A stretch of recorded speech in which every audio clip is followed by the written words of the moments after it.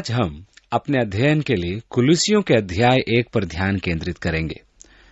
कुलुस्य नगर आसिया minor के फ्रूगिया क्षेत्र में स्थित था। इस पत्र में पौलुस ने अन्य 2 कलीसियाओं को भी अभिवादन भेजा था और निर्देश दिया था कि यह पत्र उन कलीसियाओं में भी पढ़ा जाए। ये कलीसियाएं लौदीकिया तथा हिएरापोलिस की कलीसियाएं थी। पौलुस न तो व्यक्तिगत रूप से इन कलीसियाओं में गया था और न ही इन कलीसियाओं ने कभी उसका चेहरा देखा था। ये कलीसियाएं इफिसुस में पौलुस के सेवा कार्य के फलस्वरूप अस्तित्व में आई थी। पौलुस ने इफिसुस में 2 वर्ष प्रचार कार्य किया था। इफिसुस नगर कुलुस्य और लौदीकिया से अधिक दूर नहीं था। इन क्षेत्रों से अनेक व्यक्ति पौलुस के प्रचार को सुनने इफिसुस आते थे और इस प्रकार परमेश्वर का वचन इफिसुस से होकर उस संपूर्ण क्षेत्र में फैल रहा था। इस प्रकार संभव है कि लौदीकिया और हिएरापोलिस की इन नए मसीही विश्वासियों ने अपने अपने निवास स्थान पहुंचने के पश्चात वहां संगति आरंभ की, जो धीरे धीरे कलीसिया में विकसित हो गई। इपफ्रास कुलुस्य की कलीसिया का पास्टर था। यही इपफ्रास पौलुस के पास रोम में आया था जब वो वहां बंदी था और उसे कुलुस्य में फैल रही भ्रम की शिक्षाओं की सूचना दी। इसलिए पौलुस ने उस समुदाय में फैल रही भ्रम की शिक्षाओं को सुधारने के लिए इस पत्र को लिखा। इस भ्रम की शिक्षाओं में प्रमुख ग्नोस्टिसिज्म की शिक्षा थी, जिसमें मसीह यीशु के परमेश्वर होने का खंडन किया गया था। दूसरी शिक्षा यहूदी मत की थी, जिसके अनुसार उद्धार के लिए विश्वास के साथ कर्मों का होना भी आवश्यक था। यह पत्र और इफिसुस की कलीसिया के नाम का पत्र दोनों एक ही समय में लिखे गए थे। इफिसुस तथा कुलुस्य की कलीसियाओं को लिखे इन दोनों पत्रों को तुकिकुस रोम से लाया था, जहां पहली बार पौलुस को सन 64 में बंदी बनाकर लाया गया था। अब पहली आयत। पौलुस की ओर से, जो परमेश्वर की इच्छा से मसीह यीशु का प्रेरित है, और भाई तीमुथियुस की ओर से, मसीह में उन पवित्र और विश्वासी भाइयों के नाम जो कुलुस्य में रहते हैं। यहां हम देखते हैं कि यह अभिवादन पौलुस अपने खास अंदाज में लिखता है, जिसे हम पौलुस द्वारा विभिन्न कलीसियाओं को लिखे पत्रों में भिन्न भिन्न रूपों में देखते हैं। अब क्योंकि पौलुस गलत उपदेशों का खंडन करना चाहता है, वह यहां मसीह यीशु के प्रेरित होने के अपने अधिकार का प्रयोग कर रहा है और अपने प्रेरित होने के अधिकार से लिख रहा है कि वह परमेश्वर की इच्छा से मसीह यीशु का प्रेरित है। एक बार फिर पौलुस कहता है कि सब प्रेरित नहीं होते, सब भविष्यद्वक्ता नहीं होते, सब सुसमाचार प्रचारक नहीं होते, सब पास्टर नहीं होते और सब शिक्षक भी नहीं होते हैं। परमेश्वर मनुष्यों को जीवन के प्रत्येक क्षेत्र से बुलाता है, परंतु सबसे महत्वपूर्ण बात यह है कि मनुष्य परमेश्वर की इच्छा के अनुसार चले, अर्थात आपके पास जो भी परमेश्वर का दिया हुआ वरदान हो, उसके द्वारा आप परमेश्वर की इच्छा की पूर्ति करें। यहां ध्यान देने योग्य बात यह है कि कुलुस्य की कलीसिया के लिए पौलुस की प्रार्थना में पहला निवेदन यह है कि वे परमेश्वर की इच्छा के ज्ञान से परिपूर्ण हो जाएं। आप में से कितने हैं जो ये सोचते हैं कि यह एक महत्वपूर्ण प्रार्थना है? मैं तो अपने लिए सदैव यही प्रार्थना करता हूं, हे परमेश्वर, मेरी सहायता कर कि प्रत्येक परिस्थिति में मैं तेरी इच्छा जान पाऊं। और मेरा यह विश्वास है कि हम प्रतिदिन अपना जीवन परमेश्वर के हाथों में सौंपते हुए मसीह यीशु की प्रभुता के प्रति समर्पित रहें। मेरा यह विश्वास है कि यदि हम ऐसा करेंगे तो हमारा जीवन परमेश्वर की इच्छा का वास्तविक प्रदर्शन बन जाएगा।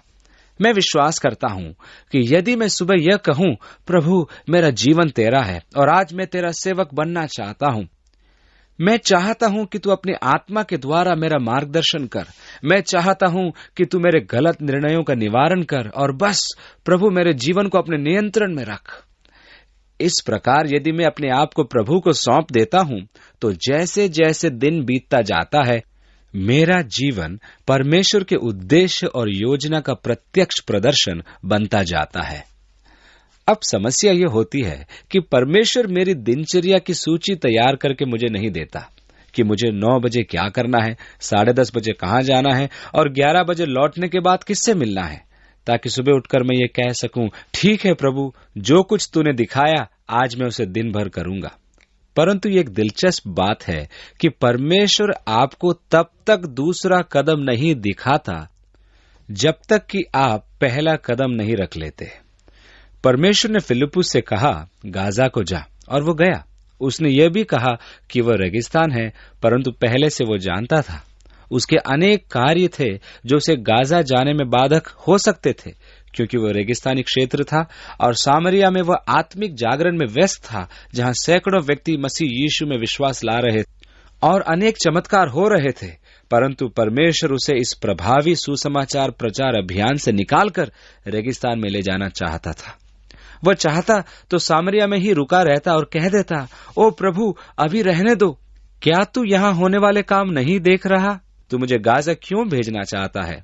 इस प्रकार वह वहां रुक कर गाजा न जाने के लिए प्रभु से वाद विवाद कर सकता था और अनेक बहाने बना सकता था।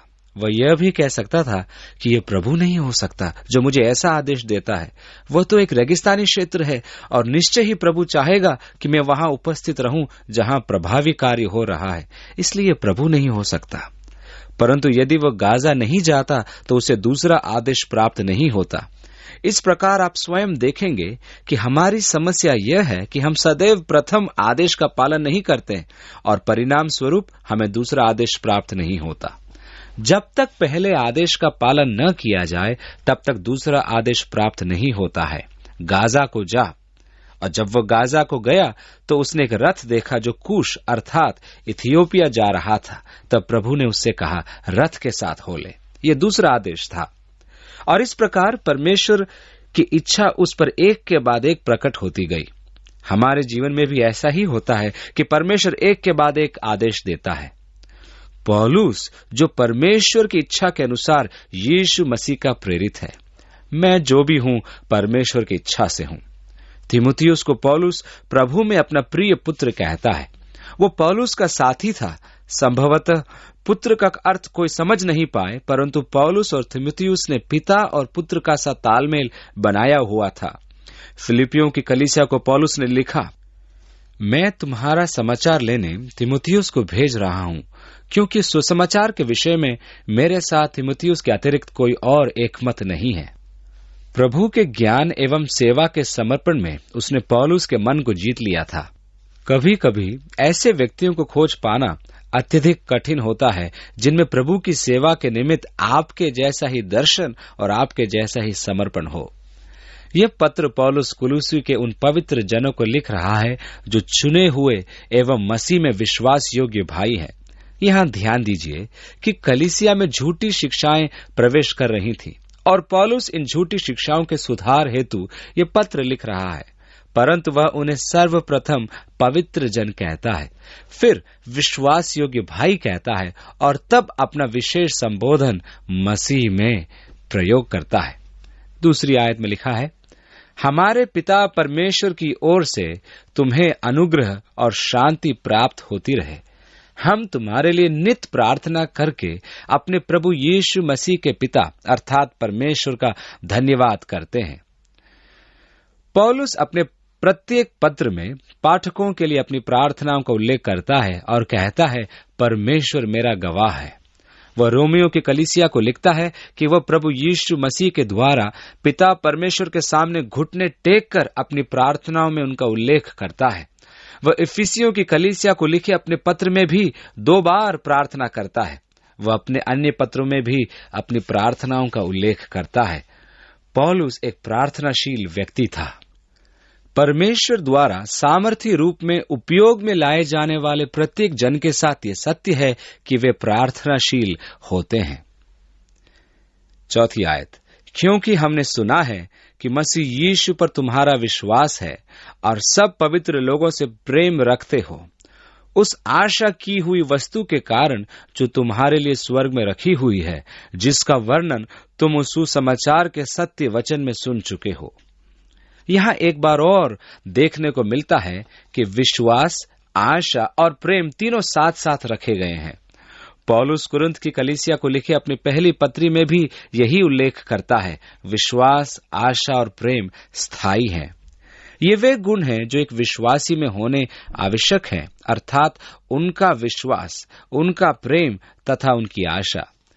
ये कुछ ऐसे गुण हैं जो परमेश्वर के पुत्र होने के संकेत हैं। इसलिए पौलुस लिखता है, मसीह यीशु पर तुम्हारा विश्वास और सब पवित्र लोगों से प्रेम और आशा की हुई वस्तु के कारण जो तुम्हारे लिए स्वर्ग में रखी हुई है, जिसका वर्णन तुम उस सुसमाचार के सत्य वचन में सुन चुके हो।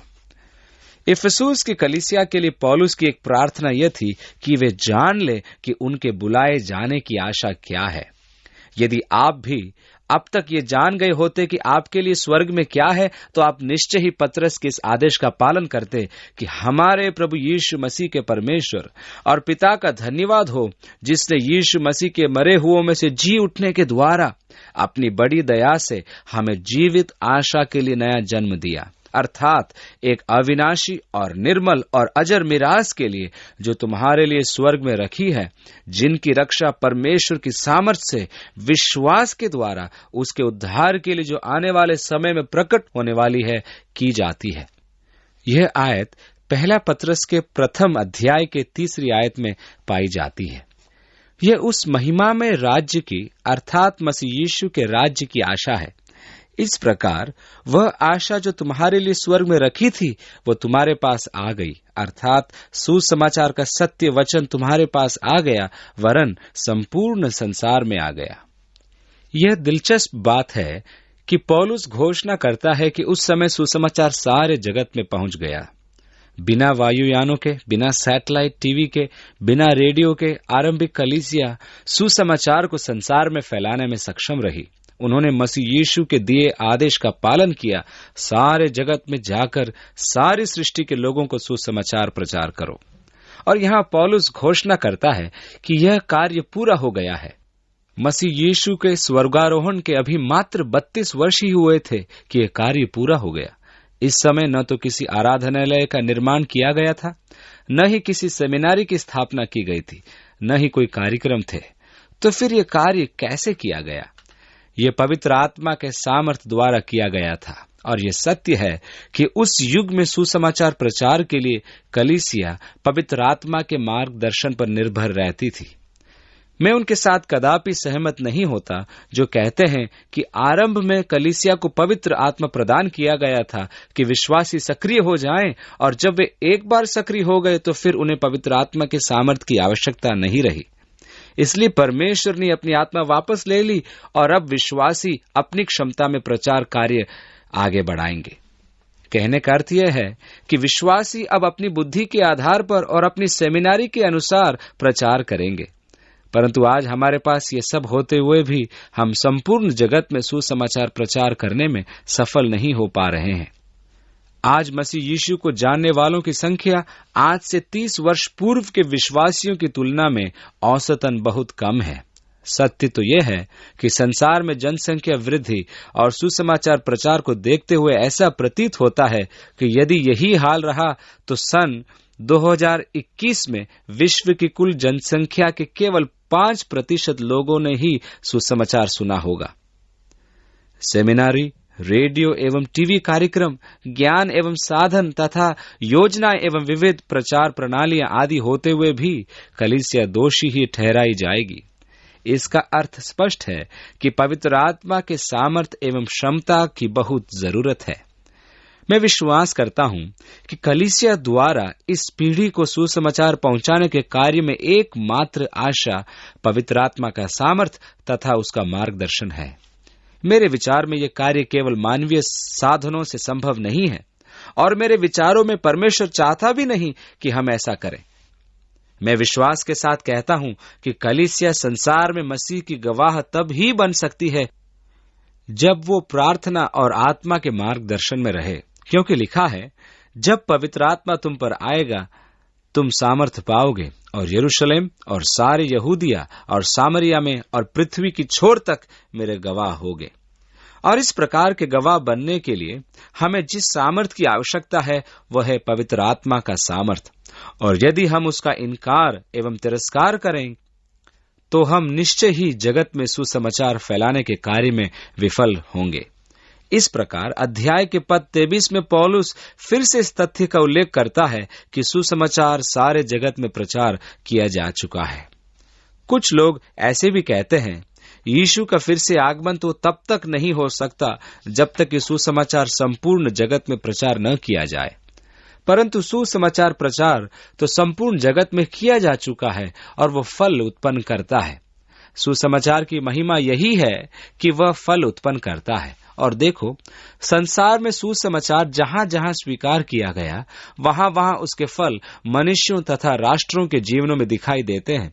और वे राष्ट्र जहां अन्य धर्म राष्ट्रीय धर्म है, वहां के नागरिकों के जीवन पर ध्यान दीजिए। मैं यहां मसीह यीशु के सच्चे सुसमाचार के विषय में कह रहा हूं, क्योंकि दुर्भाग्यवश कलीसिया एक संस्था होने के कारण संसार में मसीह यीशु के सुसमाचार का प्रचार नहीं कर रही है।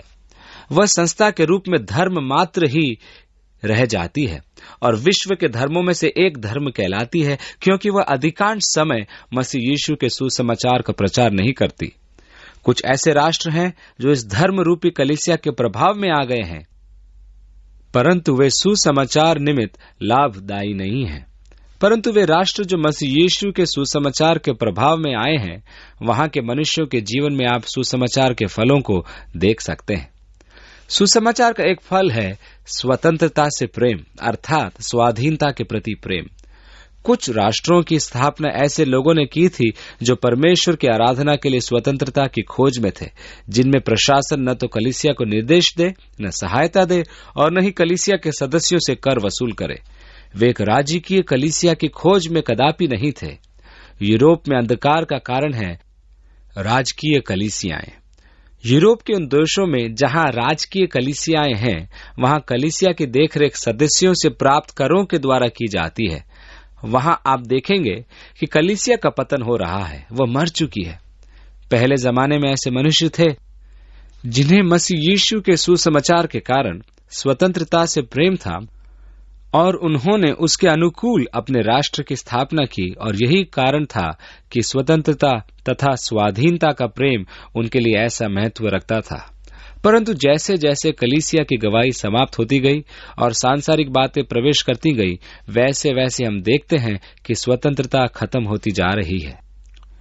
मनुष्य स्वयं इसकी अनुमति दे रहा है, क्योंकि सुसमाचार का प्रभाव अब वैसा नहीं रहा जैसा पहले कभी था। इसलिए हम अपने पूर्वजों की तरह स्वतंत्र नहीं रहे। सुसमाचार का वास्तविक फल है प्रेम, अर्थात अपने साथी की सराहना करना, अपने भाइयों से प्रेम करना। ऐसा प्रेम जो दया और भलाई के कार्यों में दूसरों के सामने प्रदर्शित किया जा सके। अब 6 आयत, जो तुम्हारे पास पहुंचा है और जैसा जगत में भी फल लाता और बढ़ता जाता है, अर्थात जिस दिन से तुमने उसको सुना और सच्चाई से परमेश्वर का अनुग्रह पहचाना है, तुम में भी ऐसा ही करता है। यहाँ पौलुस बलपूर्वक कहता है, तुमने सच्चाई में परमेश्वर के अनुग्रह को सुना और पहचाना। यह कितना महत्वपूर्ण है कि हम परमेश्वर के अनुग्रह को जो सच्चा है पहचाने। अगली आयत, उसी की शिक्षा तुमने हमारे प्रिय सहकर्मी एपफ्रास से पाई, जो हमारे लिए मसीह का विश्वास योग्य सेवक है। उसी ने तुम्हारे प्रेम को जो आत्मा में है हम पर प्रकट किया। इसलिए जिस दिन से यह सुना है, हम भी तुम्हारे लिए प्रार्थना करने और विनती करने से नहीं चूकते कि तुम सारे आत्मिक ज्ञान और समझ सहित परमेश्वर की इच्छा के पहचान में परिपूर्ण हो जाओ। यहाँ पौलुस कलीसिया के लिए जो पहला निवेदन अपनी प्रार्थना में करता है, वह यह है कि वे संपूर्ण बुद्धि और आत्मिक समझ में परमेश्वर की इच्छा के ज्ञान में परिपूर्ण हो जाएं। दूसरा, ताकि तुम्हारा चाल चलन प्रभु के योग्य हो और वह सब प्रकार से प्रसन्न हो। पौलुस ने इफिसियों को पत्र लिखकर अवगत कराया कि परमेश्वर उनके लिए क्या था और उसने उनके लिए क्या क्या किया था, और तब उनसे कहा, तुम्हारा चाल चलन तुम्हारे उस बुलाहट के योग्य हो जिसके द्वारा तुम बुलाए गए हो। तुम परमेश्वर के संतान हो, इसलिए उसी प्रकार का चाल चलन रखो और उसी प्रकार जीवन व्यतीत भी करो। तुम्हारा चाल चलन प्रभु को सब प्रकार से प्रसन्न करने के योग्य हो कि प्रत्येक भले काम में फलवंत होते हुए तुम परमेश्वर के ज्ञान में बढ़ते जाओ। ये कितना महत्वपूर्ण है कि हम परमेश्वर के पहचान में बढ़ते जाएं। इसी उद्देश्य के लिए हमारा यह अध्ययन समर्पित है। आप परमेश्वर को सत्य में तब ही पहचान सकते हैं जब वह अपने वचन के माध्यम से स्वयं को आप पर प्रकट करता है। परमेश्वर की पहचान का एकमात्र स्रोत बाइबल है। इसलिए परमेश्वर को पहचानने के लिए हमें परमेश्वर के वचन को जानना जरूरी है, क्योंकि अपने वचन के द्वारा ही उसने सदैव स्वयं को मनुष्य पर प्रकट किया है। अब अगली आयत, ताकि आप उसकी महिमा की शक्ति के अनुसार सब प्रकार की सामर्थ से बलवंत होते जाओ, यहां तक कि आनंद के साथ हर प्रकार से धीरज और सहनशीलता दिखा सको। अधिकांश समय हमारा धीरज और सहनशीलता आनंद के साथ नहीं होता है। जब परमेश्वर हमसे प्रतीक्षा करवाता है तो हम एक प्रकार की शिकायत के साथ और कुड़कुड़ाते हुए हम कहते हैं, मैं तो इतने दिनों से प्रतीक्षा कर रहा हूं, और रोनी सूरत बना लेते हैं। हम आनंद के साथ धीरज धरने की अपेक्षा विलाप करने लगते हैं। 12वीं आयत, और पिता का धन्यवाद करते रहो जिसने हमें इस योग्य बनाया कि ज्योति में पवित्र लोगों के साथ मिरास में सहभागी हों। पौलुस इफिसियों की पत्री में भी लिखता है, पवित्र लोग जो ज्योति में हैं। यहाँ इन दोनों कलीसियाओं को लिखे पत्रों में समकालीन होने का प्रमाण है, और यही कारण है कि इन दोनों पत्रों के विचारों में भी समानता पाई जाती है। परंतु हम परमेश्वर को धन्यवाद देते हैं जिसने हमें इस मिरास में सहभागी होने के योग्य समझा। पौलुस यहाँ एक बार और प्रार्थना करता है कि इफिसियों की कलीसिया के सदस्य जान लें कि परमेश्वर का मिरास क्या है। एक दूसरी बात यह है जिसे उसने वास्तव में परमेश्वर की आशीष कहा, वो ज्योति में पवित्र लोगों के साथ मिरास में सहभागी हों। 13वीं आयत, उसने हमें अंधकार के वश से छुड़ाकर अपने प्रिय पुत्र के राज्य में प्रवेश कराया। यही मन परिवर्तन है। अंधकार के अधिकार से, अर्थात हमारे पापों के दासत्व से, जो शैतान का अधिकार कहलाता है, जिसके हम कभी अधीन थे, छुड़ाए जाना। अब मुक्त कराकर परमेश्वर के प्रिय पुत्र के राज्य में ले आया है।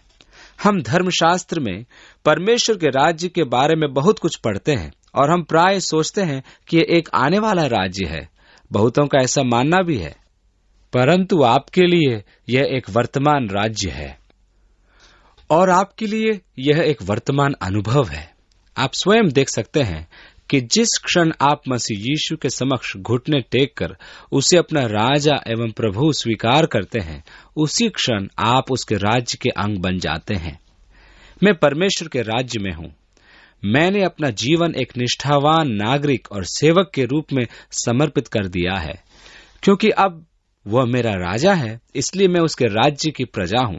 इस प्रकार मुझे अंधकार के आधिपत्य से निकालकर उस राज्य में लाया गया है। 14वीं आयत, जिसमें हमें छुटकारा अर्थात पापों की क्षमा प्राप्त होती है।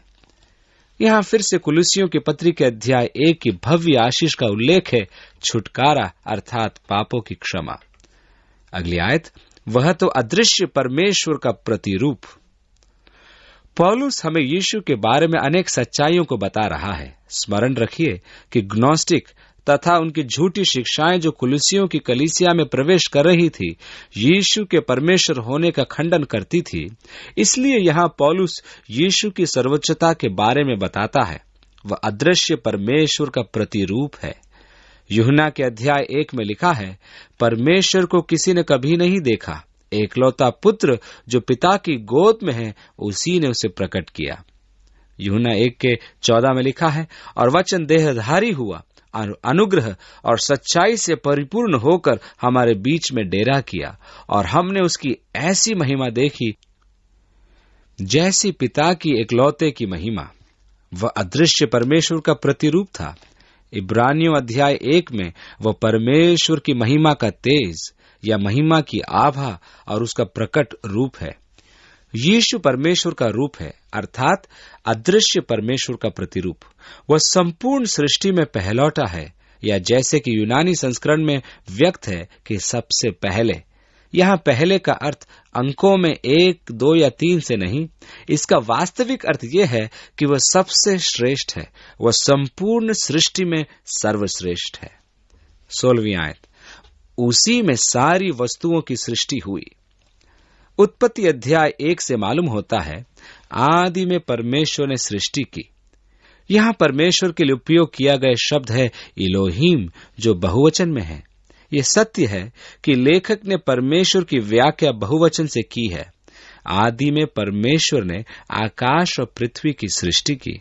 इसका अर्थ यह हुआ कि परमेश्वर दो से अधिक है, क्योंकि इसका एक वचन एल और बहुवचन इलोई है। और मेरा विश्वास है कि यहाँ पर त्रिएकता के बारे में संकेत है।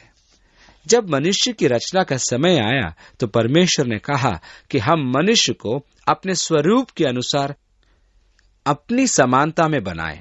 उसने यह नहीं कहा मैं मनुष्य को अपने स्वरूप के अनुसार अपनी समानता में बनाऊंगा, परंतु हम अर्थात पिता, पुत्र और पवित्र आत्मा की दिव्य सम्मति से मनुष्य परमेश्वर के स्वरूप के अनुसार उसकी समानता में बनाया गया।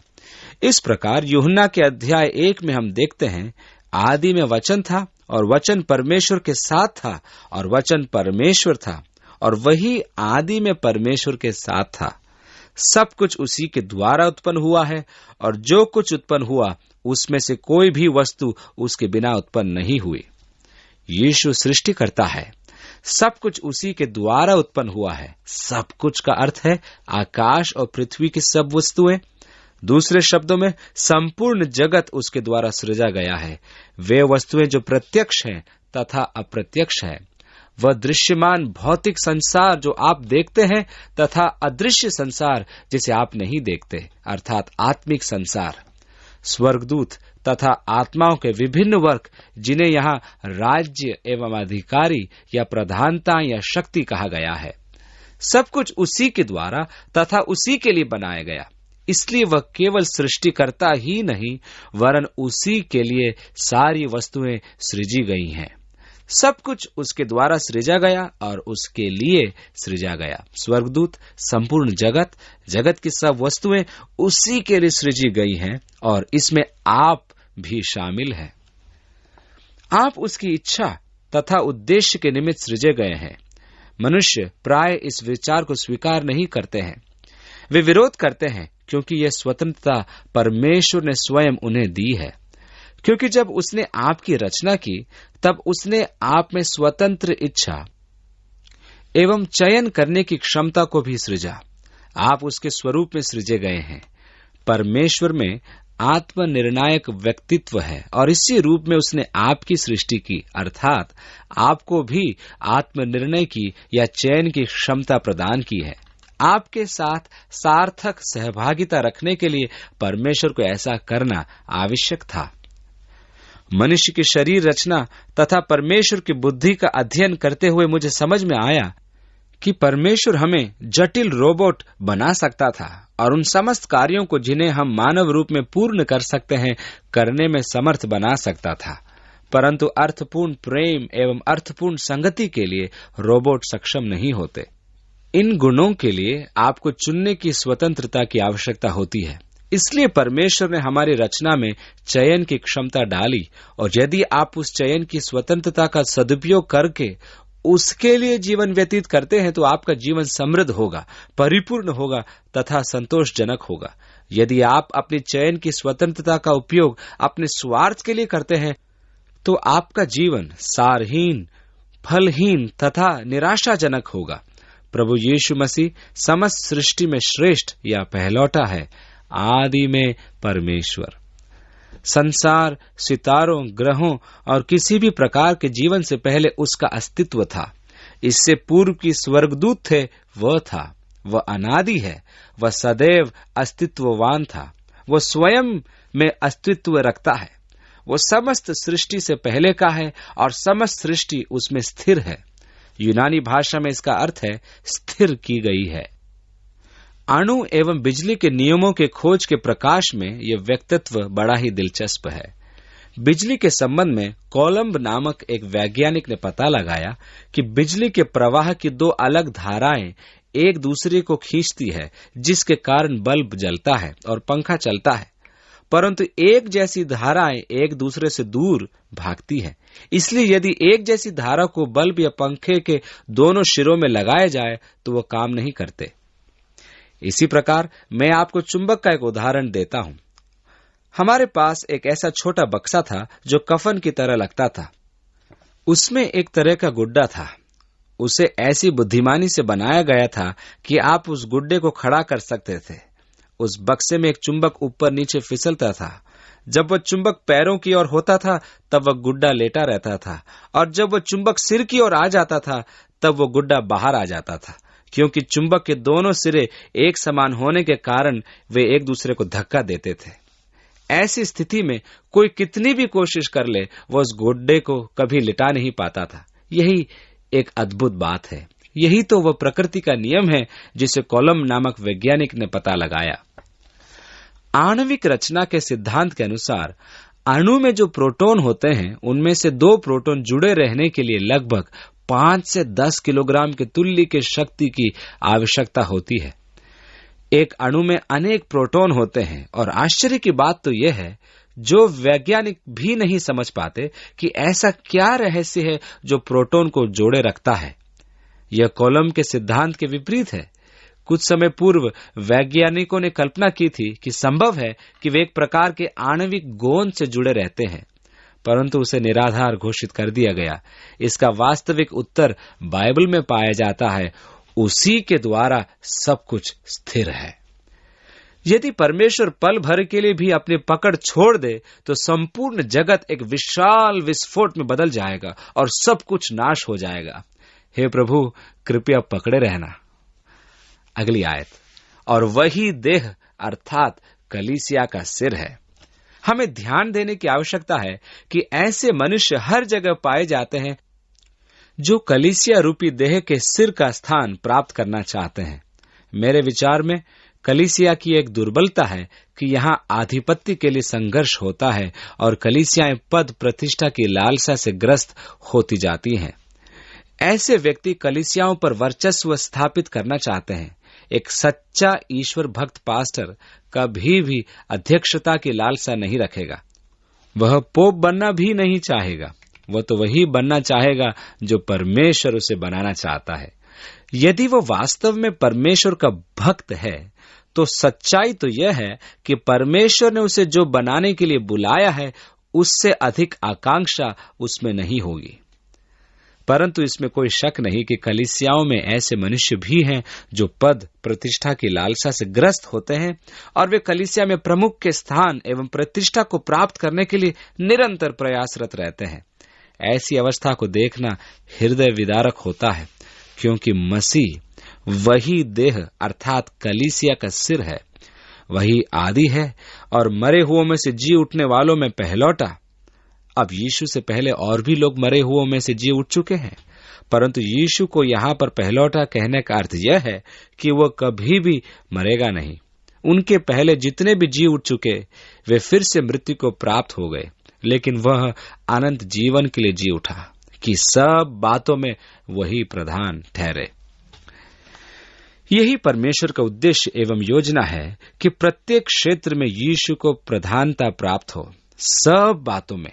इसमें आप भी सम्मिलित हैं। अब प्रश्न यह है, क्या परमेश्वर आपके जीवन में प्रधानता से राज्य करता है? क्या उसे आपके जीवन में प्रधानता प्राप्त है? आप देखें, मसीह के लिए परमेश्वर का उद्देश्य एवं योजना यही है कि वह हम में से प्रत्येक के जीवन में प्रधानता का स्थान प्राप्त करे और वह हमारे जीवन में अन्य किसी भी वस्तु से प्रथम ठहरे। अर्थात मसीह यीशु के स्थान से ऊपर मेरे जीवन में कुछ भी नहीं होना चाहिए। अब यहाँ कहना मात्र ही काफी नहीं कि ओ हाँ, मसीह प्रधान है, परंतु ये यथार्थ में होना अनिवार्य है। मुझे डर है कि जब वास्तविकता की बात आती है, जब इस बात को जीवन में लागू करने की बात आती है, तब वे अनेक जो मसीह विश्वासी होने का दावा करते हैं अपने जीवन के सत्य को छिपा नहीं पाते कि उनके जीवन में प्रभु सर्वोच्च स्थान पर नहीं है। हम उन्हें देखते हैं, हम स्वयं को देखें। आप जानते हैं कि मुझे उनका लेखा नहीं देना है, मुझे अपने स्वयं का लेखा देना होगा। जब मैं परमेश्वर के समक्ष खड़ा होऊंगा तो मुझे अपना लेखा देना होगा और मैं परमेश्वर को अपना लेखा दूंगा। इसलिए यह महत्वपूर्ण है कि मैं अन्यों के समर्पण का निरीक्षण करने की अपेक्षा स्वयं के समर्पण का मूल्यांकन करूं। मैं अन्यों की हार को नहीं अपितु स्वयं की हार को देखूं और स्वयं का न्याय करूं। यह हम में से प्रत्येक के लिए एक महत्वपूर्ण विषय है कि हम में से प्रत्येक स्वयं को देखे और स्वयं का न्याय करे, क्योंकि यदि हम स्वयं का न्याय करेंगे तो परमेश्वर हमारा न्याय नहीं करेगा। अब 19वीं आयत, क्योंकि पिता की प्रसन्नता इसी में है कि उसमें सारी परिपूर्णता वास करे। यह पद हमारी बुद्धि की समझ से बाहर है। पिता की प्रसन्नता इसी में है कि उसमें, अर्थात मसीह में परमेश्वर की सारी परिपूर्णता वास करे, या परमेश्वर दैहिक रूप में हमारे प्रभु में वास करता है। इसको हम अध्याय 2 में समझ पाएंगे कि हम सिद्ध कैसे किए जाते हैं। 20वीं आयत, और उसके क्रूस पर बहे हुए लहू के द्वारा मेल मिलाप करके सब वस्तुओं का उसी के द्वारा अपने साथ मेल कर ले, चाहे पृथ्वी पर की हो चाहे स्वर्ग में की। और उसने अब उसकी शारीरिक देह में मृत्यु के द्वारा तुम्हारा भी मेल कर लिया, जो निकाले हुए थे और बुरे कामों के कारण मन से बैरी थे। इस प्रकार यीशु ने परमेश्वर के साथ मनुष्य के मेल को संभव किया। मनुष्य परमेश्वर के साथ संघर्ष में था।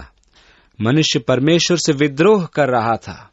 हम सब परमेश्वर से विद्रोह कर रहे थे, क्योंकि हम अपनी इच्छा के अनुसार चल रहे थे। हम अपने ही चाल चलन में थे। हम अपनी शारीरिक एवं मानसिक लालसाओं के कारण परमेश्वर से युद्ध कर रहे थे, और इस प्रकार हम परमेश्वर के नियमों तथा आज्ञाओं का उल्लंघन कर रहे थे। परंतु यीशु ने क्रूस पर बहाए अपने लहू के द्वारा एक ऐसी धार्मिक नींव रखी जिसके द्वारा परमेश्वर हमारे पापों को क्षमा कर सके और जिसके द्वारा परमेश्वर के साथ मेल संभव हो सके। वह समस्त वस्तुओं का स्वयं में मेल कराता है। इसलिए हमें कहा गया है, इसलिए तुम परमेश्वर से मेल रखो। परमेश्वर के साथ युद्ध मत करो, परमेश्वर से मेल करो।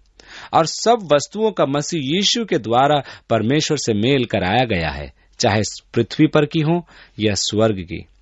तुम जो एक समय परमेश्वर से दूर थे, तुम जो अपने मन के द्वारा तथा दुष्ट कर्मों के द्वारा परमेश्वर के बैरी थे, अब तुम्हारा उससे मेल कराया जा चुका है। 22वीं आयत, ताकि तुम्हें अपने सम्मुख पवित्र और निष्कलंक और निर्दोष बनाकर उपस्थित करे।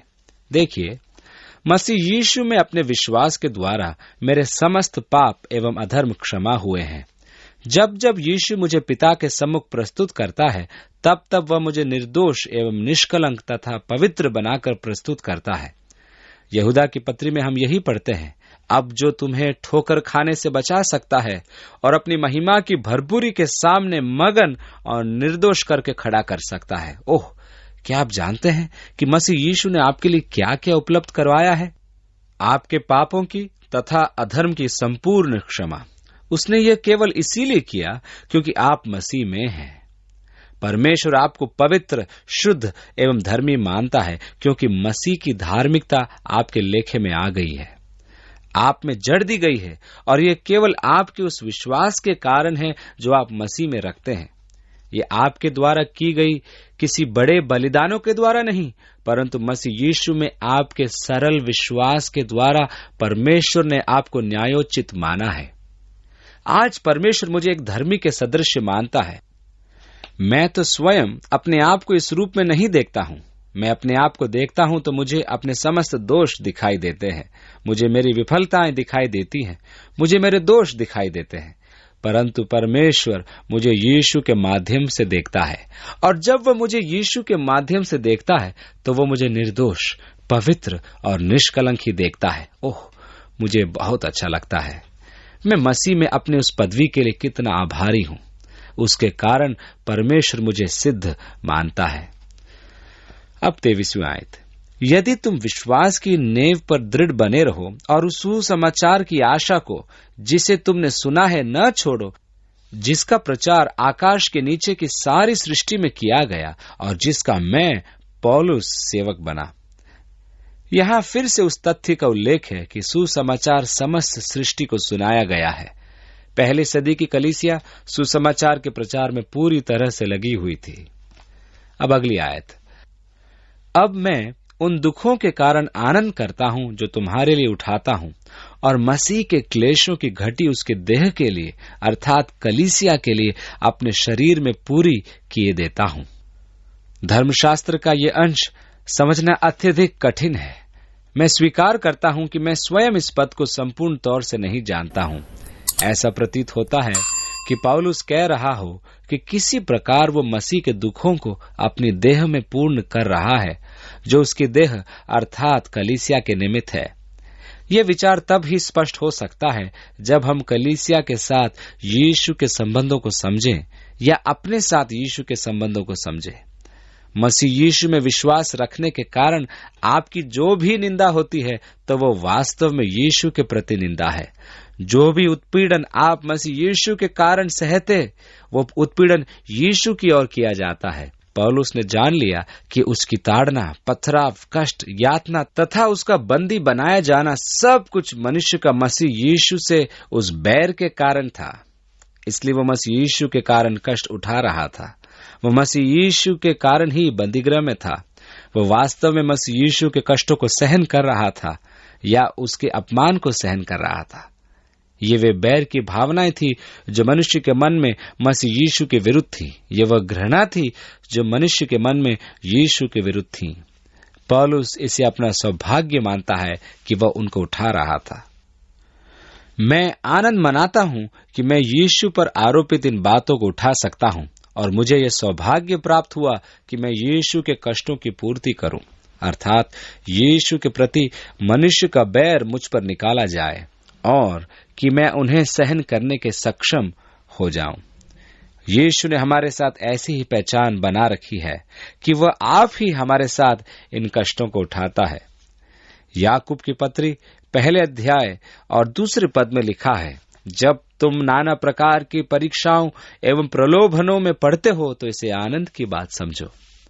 हे प्रियो, जो दुख रूपी अग्नि तुम्हारे परखने के लिए तुम में भड़की है, इससे यह समझकर अचंभा न करो कि कोई अनोखी बात तुम पर बीत रही है। पतरस ने अपनी पहली पत्री में कहा।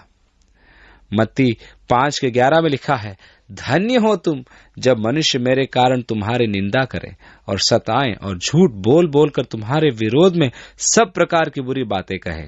आनंदित और मगन होना, क्योंकि तुम्हारे लिए स्वर्ग में बड़ा फल है, इसलिए कि उन्होंने उन भविष्यत वक्ताओं को जो तुमसे पहले थे इसी रीति से सताया था, अर्थात मसीह के कष्टों को अपने में पूरा करना।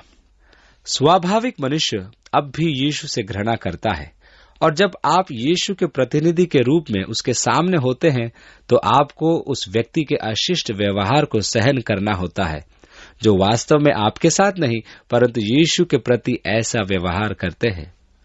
प्रेरित गण इस दुख उठाने को आनंद की बात मानते थे, क्योंकि वे इसमें समर्थ थे।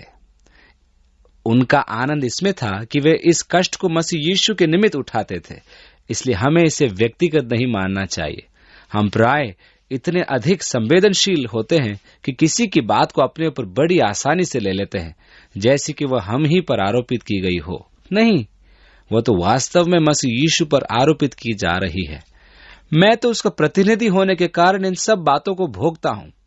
यदि मेरा दृष्टिकोण ऐसा हो तो मैं आनंद मना सकता हूं। प्रभु, तूने मुझे अपने कारण कष्ट सहन करने के योग्य माना, जिस प्रकार की प्रेरितों के काम के अध्याय 4 में प्रेरितों ने माना था। प्रभु, तूने हमें दुख उठाने के योग्य माना, इसीलिए अगली आयत में, अब मैं उन दुखों के कारण आनंद करता हूं जो तुम्हारे लिए उठाता हूं, और मसीह के क्लेशों की घटी उसकी देह के लिए अर्थात कलीसिया के लिए अपने यीशु में पूरी किए देता हूं, जिसका मैं परमेश्वर के उस प्रबंध के अनुसार सेवक बना जो तुम्हारे लिए मुझे सौंपा गया, ताकि मैं परमेश्वर के वचन को पूरा पूरा प्रचार करूं। कहने का अर्थ यह है कि पौलुस परमेश्वर की योजना के अनुसार सेवक बना ताकि परमेश्वर के वचन को पूर्ण करे। 26वीं आयत, अर्थात उस भेद को जो समयों और पीढ़ियों से गुप्त रहा परंतु अब उसके उन पवित्र लोगों पर प्रकट हुआ है, जिन पर परमेश्वर ने प्रकट करना चाहा कि उन्हें ज्ञात हो कि अन्य जातियों में उस भेद की महिमा का मूल्य क्या है, और वह यह है कि मसीह जो महिमा की आशा है तुम में रहता है। परमेश्वर का एक अलौकिक भेद यह है कि मसीह आकर आप में वास करता है। हमें लाओस के राजा को सुसमाचार सुनाने का सौभाग्य प्राप्त हुआ और उनसे बात करते समय मुझे यह ध्यान आया कि वह महात्मा बुद्ध के अनुयायी है। बुद्ध ने यह शिक्षा दी और बौद्ध धर्म भी यही सिखाता है कि मनुष्य की समस्याओं और बुराई का मूल भौतिक संसार है जिसमें देह भी है। इसलिए मनुष्य को इस संसार से वैराग ले लेने का प्रयास करना चाहिए।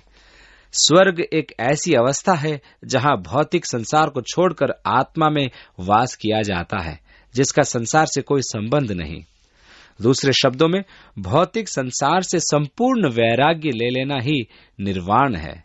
यही वास्तव में बौद्ध धर्म के मानने वालों का लक्ष्य होता है, वैराग्य तथा उपवास आदि के द्वारा देह का इनकार करें, ताकि वह संसार से पूर्ण रूप से अलग होकर पूर्ण आत्मा में परिवर्तित हो जाएं, और यही उनका निर्वाण होता है। यदि इस जन्म में आप सफल न हुए तो दूसरे जन्म में अवसर होगा और फिर तीसरा जन्म, और इस प्रकार सफल होने तक पुनर्जन्म का चक्र चलता रहेगा। ये निश्चय ही रोचक विषय है कि एक मनुष्य से आरंभ करके ये करोड़ों मनुष्य कहां से आ गए। इन सब के पुनर्जन्मों के लिए आत्माएं कहां से आ गई। अभी तो और भी अनेक लोगों का आगमन होना है, क्योंकि हमने तो आज की तुलना में बहुत कम आत्माओं से आरंभ किया था। देखिए कि आज संसार में हमारे पास कितनी अधिक आत्माएं हैं। आज तक जितने लोग पैदा हुए उनमें से सिर्फ 10% लोग आज जीवित हैं। यह तो पुनर्जन्म के सिद्धांत को गलत साबित करती है। यह जानकर कि वे बौद्ध विश्वास से हैं, मैंने कहा कि बाइबल की शिक्षा के अनुसार मनुष्य मूल रूप में आत्मा है जो देह धारण करती है और उसमें चेतना होती है। परंतु यदि मनुष्य अपने जीवन का केवल शारीरिक भाग ही व्यतीत करता है तो वह अपने जीवन को उस तरह से व्यतीत नहीं करता जो परमेश्वर ने उसके लिए निर्धारित किया हुआ है। परमेश्वर निश्चय चाहता है कि हम अपने जीवन का आत्मिक पक्ष भी जिएं। इसलिए यदि मेरी देह का मुझ पर अधिकार हो और मैं शारीरिक लालसाओं से ग्रस्त रहूं तो मैं परमेश्वर से विरक्त जीवन व्यतीत करता हूं। परंतु परमेश्वर की संगति में जीवन व्यतीत करने के लिए मुझे आत्मा में जीवन व्यतीत करना आवश्यक है, अर्थात आत्मा के अधीन जीवन। मैं जानता था कि बौद्ध ने यही शिक्षा मूल रूप से उन्हें दी थी।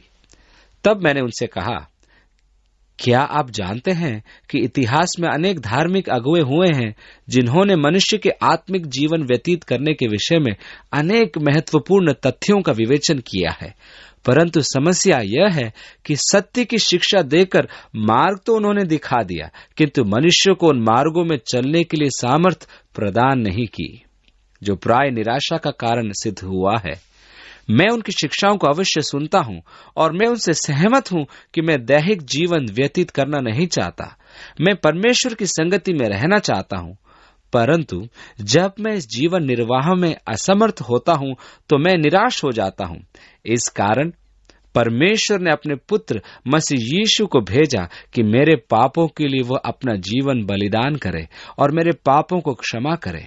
उसने एक और कार्य किया, वह मृतकों में से जीवित हुआ और उसने कहा कि मैं आकर तुम में वास करूंगा और मेरे वास करने से तुम्हें इस मार्ग में चलने की सामर्थ मिलेगी। तुम में यह सामर्थ नहीं है, तुम स्वयं में होकर यह कार्य नहीं कर सकते हो। मैं तुम में वास करके तुम्हें इस कार्य को करने की सामर्थ प्रदान करूंगा। मैंने कहा कि मसीह विश्वास और विश्व के अन्य धर्मों में यह एक प्रमुख अंतर है। मसीह विश्वास में सामर्थ मसीह यीशु द्वारा प्रदान की जाती है जो हम में वास करता है। यह मात्र मार्ग की ओर संकेत ही नहीं करता, वरन आगे बढ़ने की क्षमता एवं सामर्थ का दान भी देता है। भेद वो यह है कि मसीह जो महिमा की आशा है तुम में रहता है, वही हमारी आशा है। मनुष्य स्वयं के प्रयास में ऐसा नहीं कर सकता, परंतु मसीह जो मुझ में वास करता है मुझे सामर्थ प्रदान करता है। अब 28वीं आयत, जिसका प्रचार करके हम हरेक मनुष्य को जता देते हैं और सारे ज्ञान से हरेक मनुष्य को सिखाते हैं कि हम हरेक व्यक्ति को मसीह में सिद्ध करके उपस्थित करें। सेवा का यही एकमात्र उद्देश्य है कि आपको मसीह में सिद्ध करके उपस्थित किया जाए। वर्षों तक मेरी सेवा का समर्पण यही था कि मनुष्यों को मसीह यीशु में लाना, परंतु उन्हें सिद्ध करके उपस्थित करना नहीं था। सुसमाचार प्रचार मेरे लिए सबसे बड़ी बात थी, एक महान कार्य है, परंतु मेरी कलीसिया सुदृढ़ नहीं थी। पौलुस की लालसा थी कि वह शिक्षा दे, परंतु उसका उद्देश्य था कि विश्वासियों को मसीह में सिद्ध करके उपस्थित करे। 29वीं आयत, और इसी के लिए मैं उसकी उस शक्ति के अनुसार जो मुझ में सामर्थ के साथ प्रभाव डालती है, तन मन लगाकर परिश्रम भी करता हूं। यह थी अंतिम आयत। आइए हम प्रार्थना करें। पिता, हम तुझे मसीह यीशु के लिए धन्यवाद देते हैं, तेरा इकलौता पुत्र जो इस संसार में पिता को प्रकट करने आया, जो पिता का प्रतिरूप था, जो इस विशाल ब्रह्मांड का सृष्टि करता है। ये कैसा अचंभा है कि वह इस ग्रह पृथ्वी पर चला, उसने मनुष्यों के साथ खाया, वह मनुष्यों के साथ सोया, उसने मनुष्यों से बातें की, उसने मनुष्यों को स्पर्श किया। हे प्रभु, हम देह धारण के भेद पर कैसा अचंभा करते हैं कि मसीह में परमेश्वर संसार से मेल कर रहा था। इससे भी महान भेद यह है कि वही यीशु जो मरकर फिर से जीवित हो गया, उसी ने पृथ्वी की सृष्टि की थी और जगत को स्थिर भी किए हुए है। वह अब हमारे हृदयों में वास करता है और हमारे जीवन को सामर्थ्य प्रदान करता है। प्रभु, क्या ही श्रद्धा की बात है कि तू हम में वास करता है। होने दे कि हमारी देह तेरी इच्छा पूरी करने के लिए एक माध्यम बन जाए। पिता, हम यीशु के नाम में प्रार्थना करते हैं, आमीन। जब आप सत्य को ग्रहण कर रहे हैं तो प्रभु आपको आशीष दे तथा सहायता प्रदान करे कि यह सत्य आपके जीवन का अभिन्न अंग बन जाए और आप परमेश्वर के संतान होने के कारण उस महान सामर्थ का अनुभव करें जो आप में विद्यमान है, और वह है परमेश्वर का मर्म, हम में वास करने वाला मसीह जो महिमा की आशा है। उसका सामर्थ आपके जीवन में बल और जय लाएगा। परमेश्वर उस सामर्थ का प्रदर्शन आपके जीवन के उस पहलू पर करेगा जिसमें आप लंबे समय से ठोकर खा रहे हैं। आप उसकी महिमा एवं वास्तविक जय का अनुभव करें और आपको बोध हो जाए कि आप में वास करने वाला मसीह आपको आशीष देता है और आपके साथ रहता है। यीशु के नाम में आमीन।